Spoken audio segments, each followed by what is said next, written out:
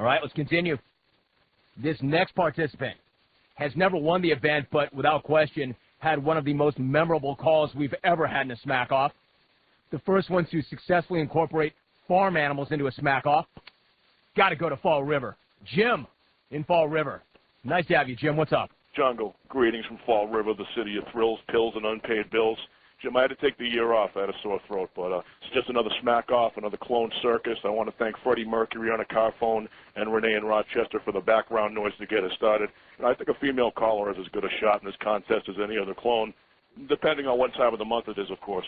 But my favorite NFL team is in D.C., and seeing Danny Snyder hire his childhood hero Joe Gibbs caused me to think that others here in the jungle can take kind of inspiration from that, like Oliver Newton-John in St. Louis can hire Jim J. Bullock, or Joe in O.C. and Terrence can hire Elmo and Snuffleupagus from Sesame Street as voice coaches. Maybe Greg in Vegas can hire a personal assistant, since I know for a fact Greg in Vegas in real life is just a human torso. Greg, have somebody hit redial for you so you don't have to use your nose, and let someone flip the page on your Smackoff speech. That means you don't have to tape those 3 pages to your chin.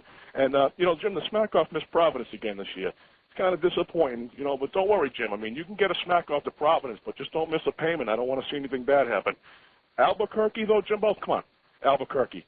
I mean, I like to see a mobile meth lab demolition derby like anybody else, but to tell you about the level of sophistication in New Mexico, they consider menage a trois banging your sister with a cockroach in your mouth, so good luck over there. There's a guy who keeps calling the show, and he's been calling longer than anybody. He's not invited to the contest today for some strange reason. And hearing him call yesterday reminded me what a loser this guy is, and if I have the outside chance that I actually win this thing, I want him banned for the year.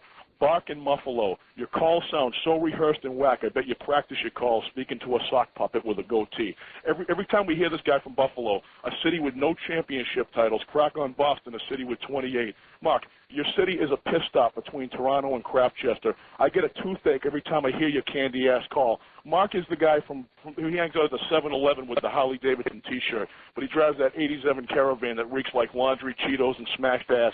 And, at least he didn't threaten me physically again yesterday. And Mark, I don't want any problems, okay? Problems like your flabby legs jamming up my wood chipper. As far as sports goes lately, Jim, my interest is kind of waning due to the double standards in life placed on these rich guys, guys that, make you want to. They do anything they want. They can buy anything they want. Someone told me once that if Jeffrey Dahmer could run a 4-3, they would have called it an eating disorder.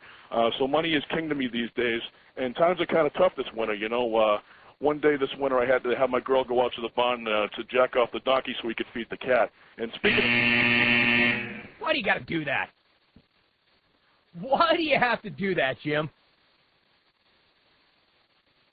Cruising along, scoring points, moving your way up the list, landing shots, scoring seemingly at will.